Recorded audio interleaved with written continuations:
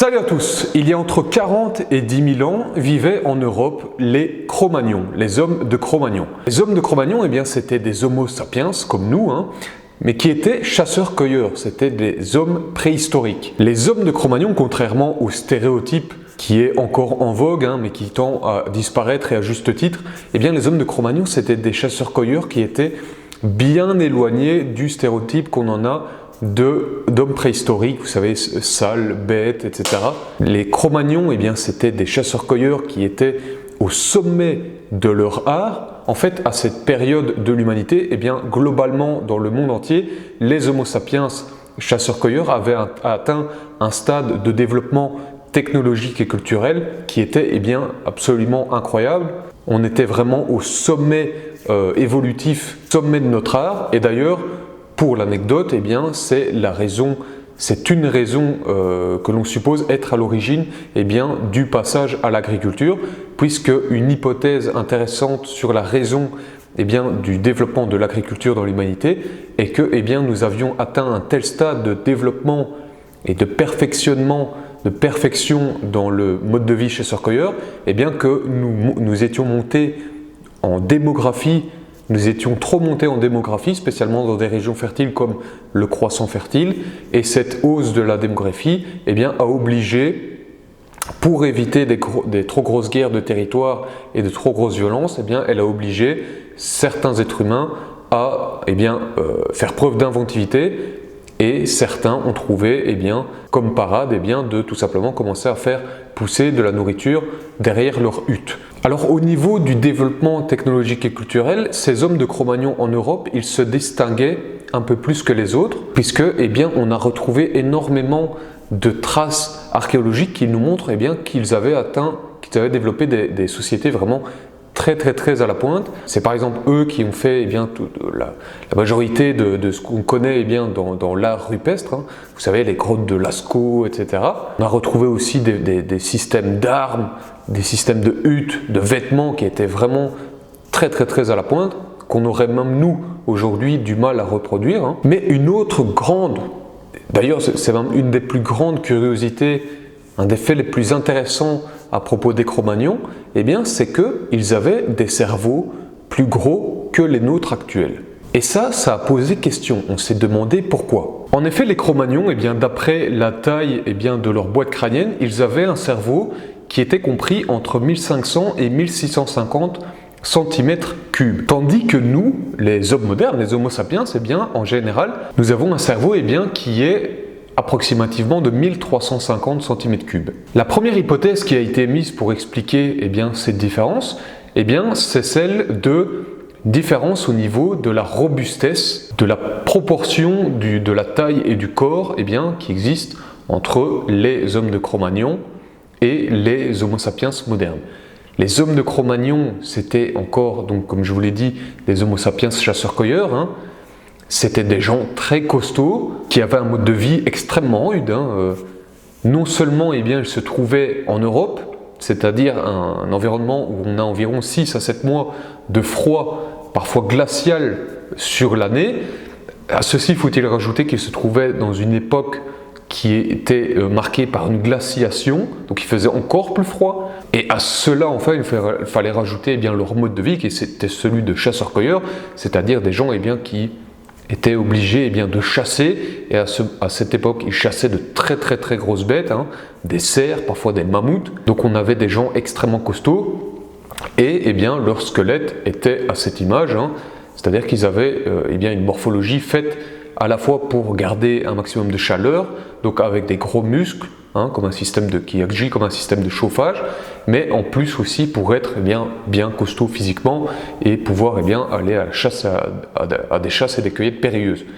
Et à partir de là, si vous voulez, les paléoanthropologues, ils ont fait le lien entre cette robustesse et la taille du cerveau, parce que effectivement, en règle générale dans le règne animal, il y a un lien entre taille du corps, proportion du corps, et taille du cerveau, tout simplement parce que plus on a un gros corps, généralement, avec des membres plus grands, plus volumineux, plus on aura besoin d'un gros cerveau capable de gérer toutes les informations sensorielles qui sont évidemment en plus grande quantité. Et donc la première hypothèse, c'était d'expliquer que la taille du cerveau des Cro-Magnons était plus grande, tout simplement parce que c'était des gens plus balèzes, entre guillemets. Nous qui sommes devenus ce qu'on appelle plus graciles, c'est-à-dire aux plus petites proportions, pour des raisons que je vais vous expliquer. Seulement, on s'est rendu compte bien que cette hypothèse, si elle a une part de vérité, qu'elle peut être vraie en partie, elle n'explique pas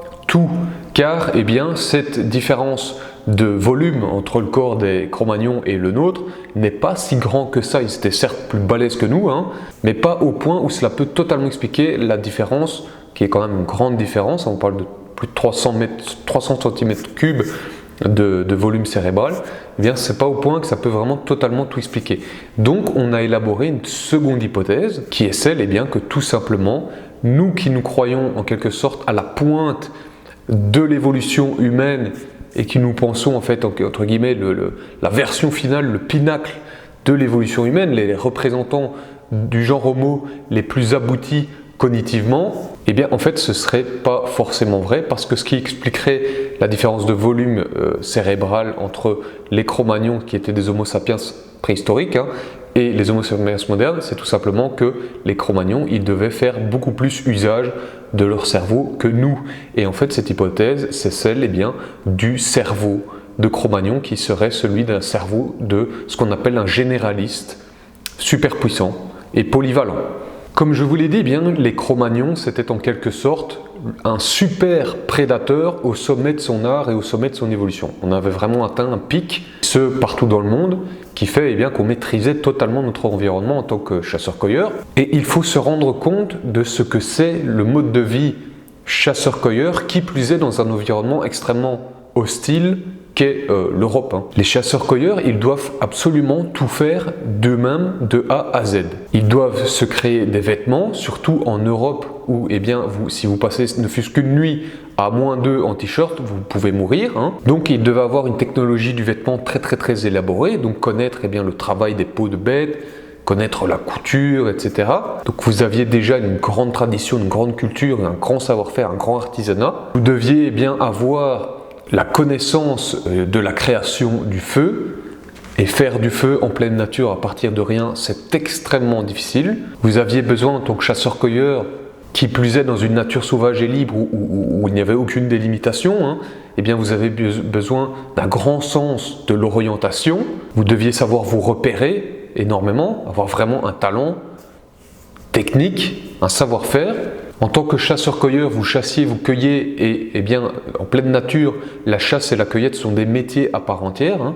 La chasse est une compétence, est une activité extrêmement difficile. Il faut savoir pister, il faut savoir se cacher, il faut savoir comment tendre des pièges, il faut connaître l'animal, il faut savoir se camoufler, il faut savoir faire énormément de choses. C'est très dur. Il en va de même pour la cueillette, parce que la cueillette, ça nécessite une grande connaissance botanique.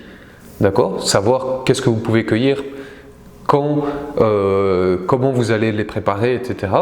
En tant que chasseur-cueilleur en Europe et globalement partout dans le monde, vous deviez aussi faire preuve d'énormément de planification. Vous deviez connaître les périodes de migration des troupeaux, des animaux, donc anticiper vos déplacements. Pour vous repérer et aussi pour déterminer les saisons, vous deviez connaître un minimum l'astronomie, les constellations, etc. Et pour transmettre tout ça, vous deviez élaborer un moyen de transmission culturelle, une éducation pour les enfants qui devait être fascinant. Donc c'est pour ça en partie qu'on pense qu'il y a eu toutes ces histoires de Lascaux, de Chauvet, etc., la peinture rupestre. C'était justement à des fins de transmission de l'information, parce qu'à ce temps-là, il n'y avait pas l'écriture, etc. Donc tout se faisait oralement et par la culture, peut-être les musiques et par l'art pariétal. Donc vous deviez aussi réfléchir à tout ça, vous deviez savoir comment peindre, comment chanter. Et puis enfin, cerise sur le gâteau, et pas des moindres, en fait peut-être un des éléments les plus complexes à gérer pour un être humain de cette époque, c'était la vie sociale. Parce qu'à ce temps-là, si aujourd'hui on peut se permettre en fait de vivre la plupart du temps tout seul, parce qu'on a toutes les aides technologiques, et en plus aujourd'hui si on a une question, on n'a plus à appeler le voisin, on n'a qu'à appeler ChatGPT. À ce temps-là, votre vie entière dépendait des autres, parce qu'un être humain chasseur-cueilleur tout seul, il avait peut-être 3 semaines ou un mois avant d'être en sérieuse difficulté, d'accord? Parce que pour faire vivre une tribu, il fallait vraiment être tous ensemble, et donc vous deviez gérer le jeu social, le social game, d'accord? Et ça demandait énormément de facultés cognitives, hein, gérer l'empathie, se mettre dans la peau de l'autre, comprendre les enjeux, comprendre ce qui se passe dans une tribu, etc. Et donc, dans ce contexte où l'être humain, partout dans le monde, avait atteint un niveau de développement, de savoir, de connaissance, de maîtrise, de savoir technologique sur son environnement, déjà tout ça requérait énormément de facultés mentales, d'accord? Et puis en plus de ça, vous aviez cet environnement complexe de l'Europe qui en rajoute une couche, et tout cela pourrait expliquer, c'est une hypothèse, mais ça semble cohérent, en tout cas pouvait expliquer en partie ce volume cérébral plus important, c'est-à-dire que tout simplement vous aviez un être humain qui devait emmagasiner un maximum de choses, qui devait faire travailler à fond son cerveau, beaucoup plus qu'aujourd'hui sans doute, et donc vous aviez un cerveau un peu plus volumineux. Et donc en conclusion, on pense que le Cro-Magnon avait un cerveau plus gros parce que tout simplement c'était un généraliste polyvalent au top de la food chain et au top du pic évolutif humain. Et qu'à contrario, l'entrée dans l'agriculture et surtout la spécialisation que ça a amené chez les êtres humains a participé à la réduction de notre volume cérébral, et en quelque sorte on est passé d'un gros cerveau de généraliste hyper puissant, un cerveau tout terrain entre guillemets, capable de s'intéresser à énormément de choses, de croiser énormément de matières entre elles, tandis que quand vous êtes un spécialiste, vous croisez moins d'éléments entre eux, vous êtes focalisé. Ce qui nous amène justement au grand sujet de cette vidéo, qui est la dichotomie qui existe aujourd'hui dans notre société entre les gens qui ont encore ce prisme de généraliste et la majorité de la population, parce que nous sommes actuellement moulés pour cela, qui est le cerveau de spécialiste. Le cerveau d'un généraliste, c'est le cerveau de quelqu'un qui a beaucoup de passion, beaucoup d'intérêt, qui va être très curieux des choses et qui va être capable de croiser beaucoup de matières entre elles. C'est quelqu'un qui a une grande vision d'ensemble des choses, qui peut être très polyvalent. On retrouve souvent ce type d'esprit chez les entrepreneurs, parce qu'un entrepreneur qui part de zéro doit être capable de s'intéresser un petit peu à toutes les disciplines pour lancer la machine. Et ce cerveau de généraliste, si on valide l'hypothèse du cerveau généraliste des Cro-Magnons, il est très probable que ça soit en quelque sorte le cerveau originel, l'esprit originel de l'être humain, et qu'un bon nombre de personnes ont encore aujourd'hui. Le problème pour eux, c'est que à partir du développement de l'agriculture, encore plus à partir de l'éducation moderne, comme je vais vous l'expliquer, le monde s'est façonné autour de l'esprit spécialiste. Et l'esprit spécialiste, c'est un esprit qui ne va pas être naturellement intéressé par énormément de sujets, il ne va pas être doté d'une très grande ouverture d'esprit, c'est un trait de personnalité. Il va plutôt avoir tendance à se focaliser sur une matière, une discipline, et à ne pas connecter énormément de matières entre elles. Si on fait une petite métaphore, l'esprit généraliste, c'est comme un cheval à qui on ne met pas d'œillère, d'accord, qui voit une vue d'ensemble, tandis que l'esprit spécialiste, c'est un cheval à qui on va mettre des œillères, d'accord, qui voit très bien, peut-être mieux, vraiment devant lui, tandis que le généraliste voit mieux sur une vision d'ensemble. Et puisque, à partir du développement de l'agriculture, notre société s'est organisée sur une répartition des rôles qui était très fixe et rigoureuse, d'accord, on avait besoin du boulanger, on avait besoin du fermier, on avait besoin du médecin, c'est vers ce type d'esprit qu'on s'est tourné, et ça a été encore plus le cas dans l'ère moderne à partir du développement du système scolaire moderne, qui a été inspiré du système scolaire prussien, de la Prusse qui était une région au 19e siècle, qui dans un contexte de guerre et de difficultés économiques, et de développement surtout de l'industrie, a décidé d'opérer une grande réforme dans son système éducatif. Et cette société, elle avait besoin Elle n'avait pas besoin de gens qui étaient polyvalents, si vous voulez. Elle avait besoin de soldats bien entraînés, elle avait besoin de mécaniciens experts, elle avait besoin d'ouvriers qui étaient assignés à une tâche, de fonctionnaires assignés à une tâche. Et ce serait à partir de là que ce serait développé un système scolaire basé sur la mémorisation, d'avoir des matières à maîtriser pleinement, et l'accent étant beaucoup moins mis sur la créativité par exemple, l'inventivité, l'esprit entrepreneur, etc. Des choses qui, à l'inverse, aujourd'hui, sont mises en avant par des systèmes scolaires tels que le système Montessori.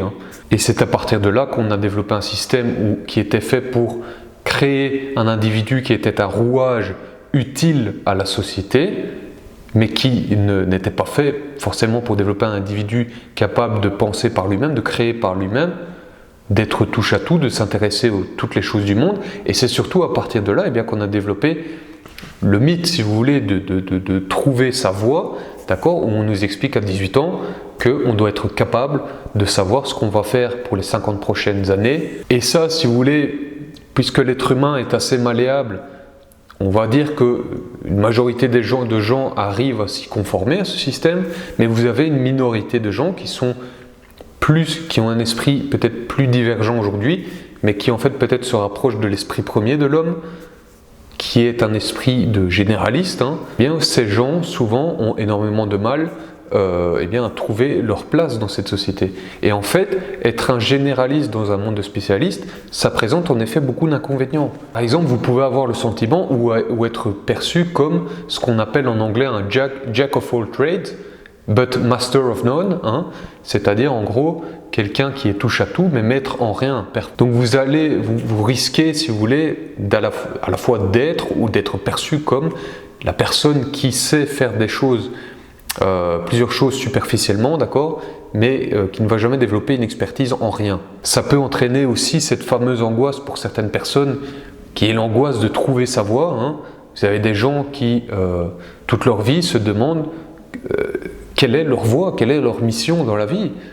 Alors que pour certaines personnes, c'est très évident dès le départ, au début. Vous avez des gens qui, puisque tout simplement ils ne sont pas formatés pour avoir une seule voie, mais qu'on leur explique que c'est simplement la voie normale, c'est la vie d'un être humain de trouver sa voie, d'accord ? Vous avez des gens qui ne trouvent jamais leur voie, une voie, parce que tout simplement ils sont faits pour en avoir plein et pour découvrir plusieurs choses. Donc ça fait des individus qui ne s'acceptent pas et qui ont un sentiment perpétuel d'être perdus dans la vie parce qu'ils n'ont pas trouvé leur voie. Vous pouvez avoir aussi, en tant que généraliste, ce qui va de pair souvent avec un esprit, un cerveau qui est un peu plus comme une éponge que les spécialistes. Et qu'est-ce que j'entends par là ? J'entends que c'est un esprit souvent qui est capable de capter beaucoup plus de choses de son environnement. Vous avez un esprit qui est plus vite sujet au burn-out, ou tout simplement la surcharge d'informations. Et c'est encore plus vrai aujourd'hui avec nos réseaux sociaux, l'actualité, etc.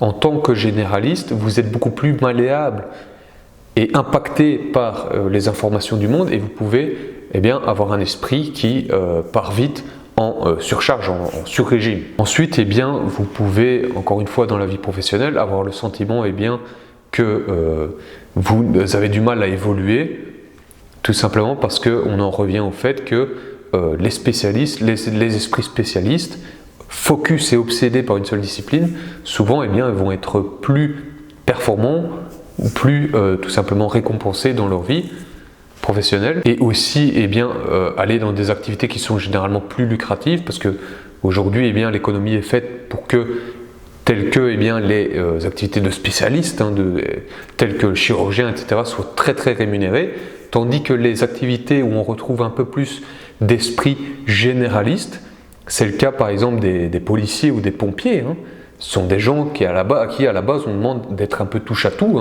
et de s'adapter à un environnement. Dans ces métiers, on ne va pas se mentir, l'aspect financier est moins attractif. Cependant, il y a des solutions qui existent afin de non seulement mitiger les effets négatifs qu'entraîne d'être un généraliste, un espèce de Cro-Magnon dans un monde de spécialistes, mais aussi de parvenir à s'adapter pleinement et à s'accepter soi-même, et à faire de ses faiblesses apparentes, ce que l'on penserait des faiblesses, en fait des forces, parce que eh bien, le cerveau de généraliste est en fait un cerveau extrêmement puissant qui, quand il parvient à savoir comment fonctionner et à se cadrer, est capable de grandes choses. En fait, par exemple, la plupart des entrepreneurs les plus admirables, c'est le cas par exemple d'un Elon Musk, est le parfait exemple du généraliste. Le premier conseil que l'on donne eh bien, aux généralistes, eh bien, c'est de développer une vision claire et précise de la vie qu'ils souhaitent et de la personne qu'ils souhaitent devenir. En effet, avoir une vision claire d'où on veut aller et de qui on veut devenir, de ce à quoi on veut ressembler, d'accord, pas forcément de ce qu'on fait, mais de ce à quoi on veut ressembler, de l'environnement qu'on veut créer, de la vie qu'on veut créer, ça permet eh bien, au cerveau de pouvoir filtrer et sélectionner ce qui va être pertinent pour arriver à cette vision. Et cela, ça va diminuer le scope, le champ, eh bien, ça va diminuer un petit peu le champ des intérêts et des passions, hein, parce que tout simplement l'esprit fonctionne d'une manière à ce qu'il ne va s'intéresser que vers ce pourquoi il a un but en tête momentanément, hein. Il va filtrer certains éléments et ça va permettre un petit peu de diminuer cet éparpillement, d'accord, cette curiosité parfois un petit peu excessive qu'ont les généralistes et de pouvoir un peu cadrer et se concentrer sur ce qui va être pertinent pour en fait ce qui nous tient vraiment à cœur. Et vous allez vous rendre compte eh bien, que lorsqu'à partir du moment où vous avez vraiment une vision claire de où vous voulez aller, eh bien, un bon nombre de vos intérêts, vos passions ou vos éparpillements eh bien, vont s'éliminer d'eux-mêmes. Et vous allez vouloir vous concentrer, et ça c'est un mot très important pour les généralistes, vous allez vouloir vous concentrer vers des intérêts, des disciplines, des activités qui vont être vraiment pertinentes pour cette vision. Ça va vous cadrer. Et en tant que généraliste, on a un grand besoin de cadrage, de discipline. Donc premier, eh bien, développer une vision claire de où vous voulez aller, de votre vie idéale dans 5, 10 ans, d'accord, et essayer de vous y tenir, de vous la remémorer souvent. Ça va vous donner une boussole, et vous avez besoin d'une boussole. Une boussole qui va entraîner eh bien, des priorités, et qui vont faire eh bien, que certains intérêts vont converger naturellement entre eux, et vous allez pouvoir vous rendre compte que en fait, votre vie a une structure logique, hein, que les intérêts, les disciplines auxquelles vous vous intéressez finalement se croisent entre elles, et puis tout ce qui est un peu superflu va s'éliminer de soi-même. Le deuxième conseil que l'on donne, eh bien, c'est d'agir, parce qu'un des grands problèmes des généralistes, des polyvalents, des esprits curieux, très ouverts d'esprit, c'est que souvent ils ont une paralysie de l'action, parce qu'en fait c'est comme si vous étiez confronté à un carrefour avec plusieurs chemins possibles devant vous, vous ne savez pas où aller. Et donc un des grands problèmes qu'ont ces gens et ces esprits, eh bien, c'est cette paralysie de l'action. Ils ont un pied dans la volonté de faire quelque chose, un autre pied dans une seconde volonté, un intérêt pour tel métier, un intérêt pour un autre, ils ne savent pas vers quoi aller. Et donc, eh bien, le deuxième conseil que l'on donne parfois, c'est de savoir, eh bien, c'est de parfois simplement arrêter de penser et se lancer dans quelque chose, peu importe quoi, en sachant que, eh bien, on a quand même le temps après de se retourner en assurant ses arrières et en sachant qu'on peut, si ça ne nous plaît pas, eh bien, on essaie autre chose, mais l'important c'est d'essayer. L'important c'est de se lancer et savoir parfois dire fuck it, j'arrête de réfléchir, j'arrête d'hésiter. Si j'hésite entre ça et ça, eh bien je vais dans ça, et si ça va pas, eh bien je laisse tomber et je vais dans ça, tout simplement. Mais en tout cas, agir. Agir, ça peut aussi signifier eh bien, que vous allez déterminer des programmes de la journée, déterminer des programmes de la semaine, et vous allez vous y tenir. Parce que souvent, les esprits généralistes, ils ont aussi 36 000 volontés dans la tête, 36 000 idées de ce qu'ils aimeraient faire de la journée dans la tête, mais vu qu'ils ont ces 36 000 idées, finalement ça entraîne un certain stress parce qu'ils ont l'impression d'avoir une montagne de choses à faire et donc ils procrastinent.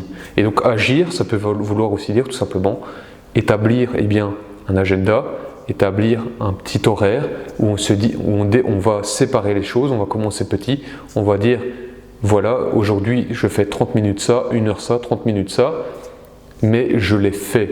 Le troisième conseil, eh bien, c'est de filtrer l'info. On en revient à ce que je vous expliquais par rapport eh bien, au cerveau des généralistes qui est plutôt comme une éponge, parce que eh bien, comme les chasseurs-cueilleurs finalement, vous êtes fait pour capter un maximum de données sur votre environnement parce que vous êtes fait pour être polyvalent, croiser les liens entre eux, croiser les intérêts entre eux, vous intéressez pour ça, vous intéressez pour ça parce que tout simplement pendant 2 millions d'années ça vous a fait survivre, hein, et que pour une raison ou une autre vous n'avez pas été correctement moulé par l'époque moderne qui sélectionne plutôt des gens qui vont être focus sur un intérêt, une passion, sur un intérêt ou une discipline, d'accord? Mais eh bien cet esprit qui est fait comme une éponge, il peut se retourner contre vous.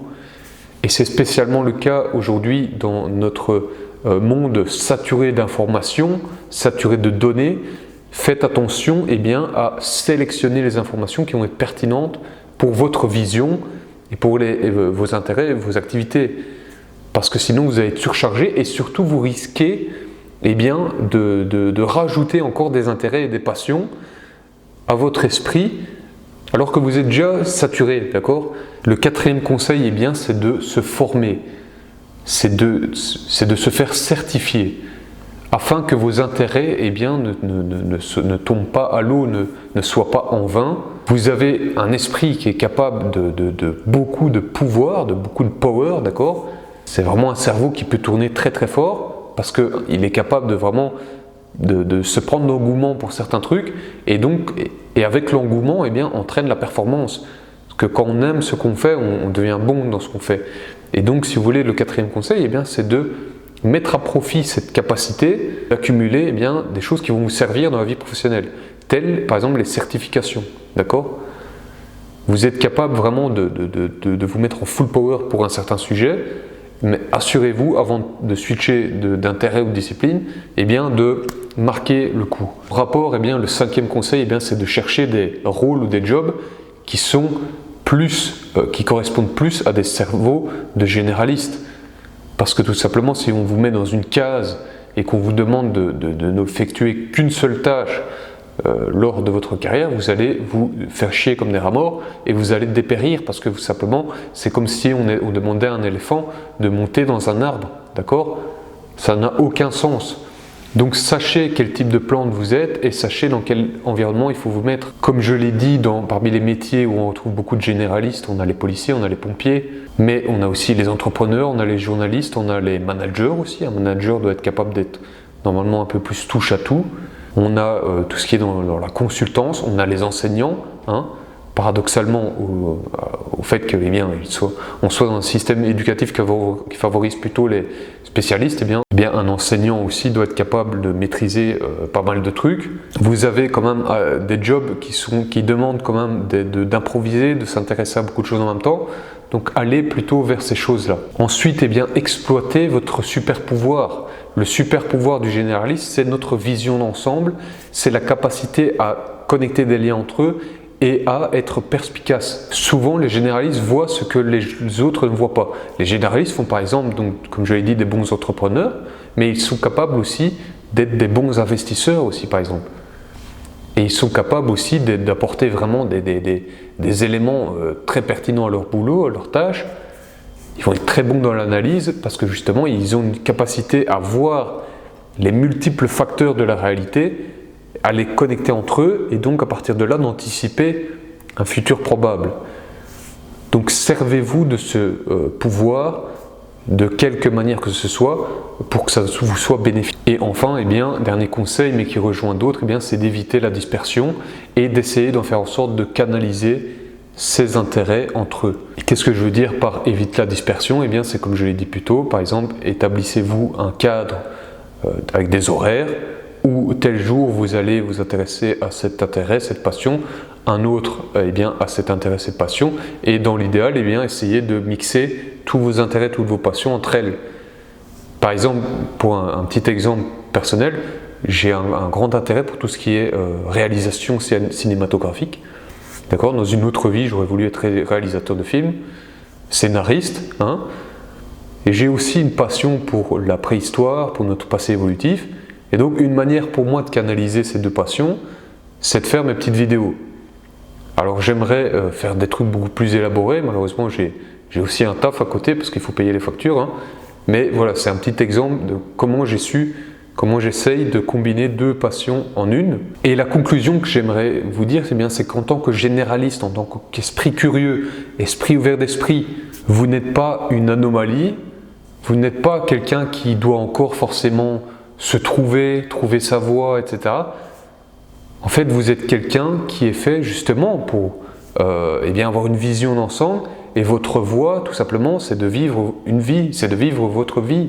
Votre voie, c'est de croquer le monde, mais ayez cette discipline qui permet à cet esprit de pouvoir réaliser des choses, mettre à profit son intelligence pour le bien de l'humanité et son propre bien, parce que c'est une arme à double tranchant, ça peut aussi se retourner contre nous et faire en sorte qu'on soit des gens qui sont tout simplement trop dispersés et qui n'arrivent à rien boucler dans la vie. Vous n'êtes pas une anomalie, vous êtes en fait la version originale de l'être humain en fait. Mais cette version originelle, il faut savoir qu'elle n'est pas dans un monde qui est façonné encore pour elle, et donc il va falloir trouver votre épingle, sortir votre épingle du jeu. Et donc voilà, c'est tout pour le sujet d'aujourd'hui. J'espère que cela vous aura été utile et que vous arriverez à appliquer ces conseils et vous débrouiller avec votre cerveau de généraliste. Quant à moi, je vous retrouve très bientôt. N'oubliez pas de liker et de vous abonner. Et je vous dis à la prochaine. Ciao, ciao.